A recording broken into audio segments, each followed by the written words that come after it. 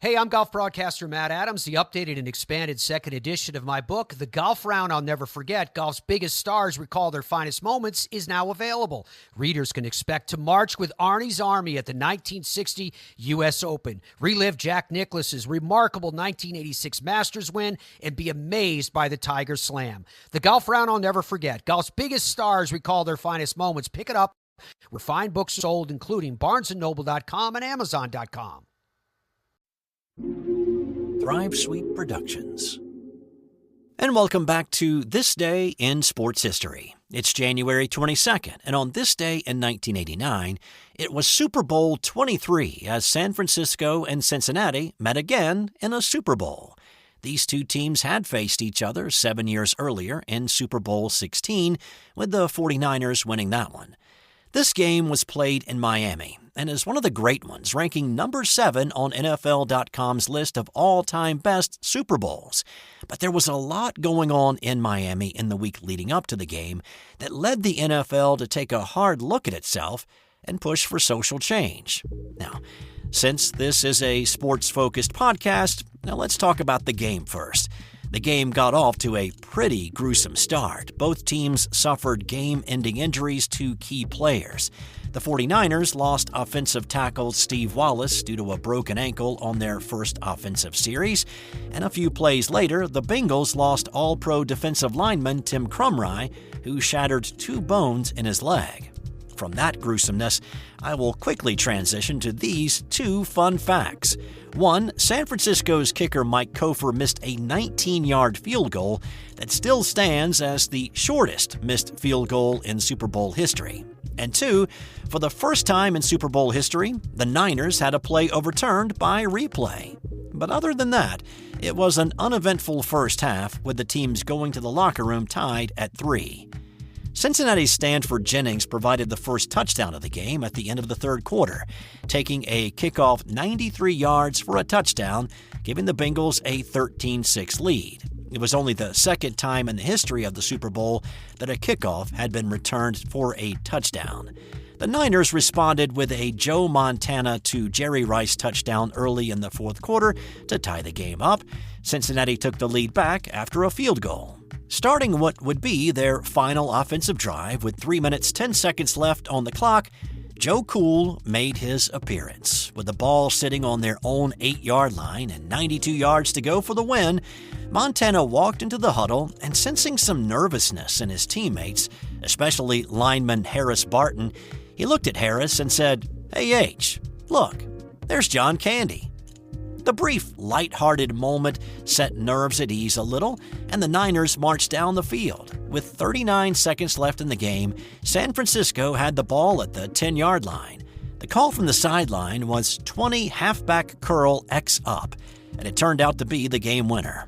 Montana dropped back, hit John Taylor on a post route for the score, and the Niners won Super Bowl XXIII. But now, turning to what happened in the week leading up to the game that nearly caused the NFL to relocate Super Bowl XXIII to Tampa.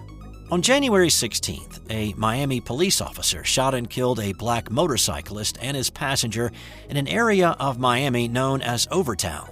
Racial tensions boiled over, and riots ensued for the next 2 days. It was the third major race riot in Miami in a decade.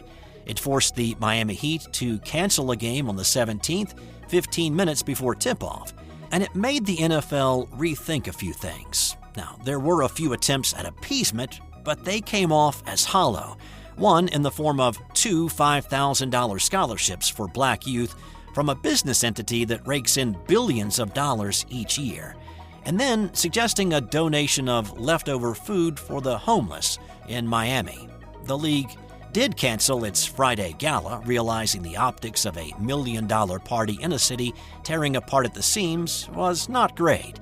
But in the weeks and months following the game, there was a renewed effort by the league to elevate black coaches to the head coaching position of an NFL team.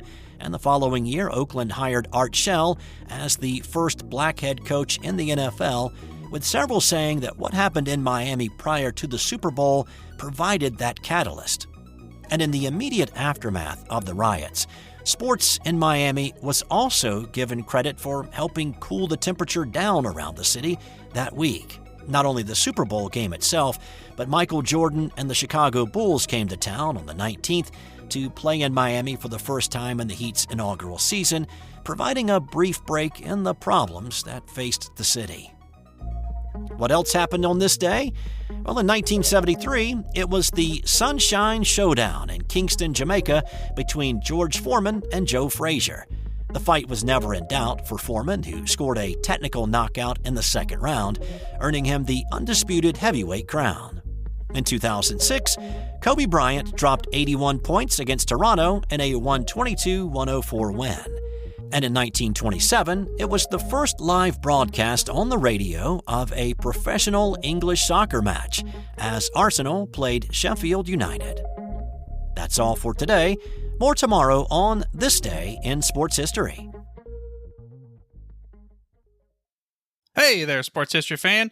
This is Arnie Chapman, a.k.a. the Football History Dude, and I hope that you enjoyed this recent episode presented by the Sports History Network and were able to learn some good old-fashioned sports history knowledge nuggets.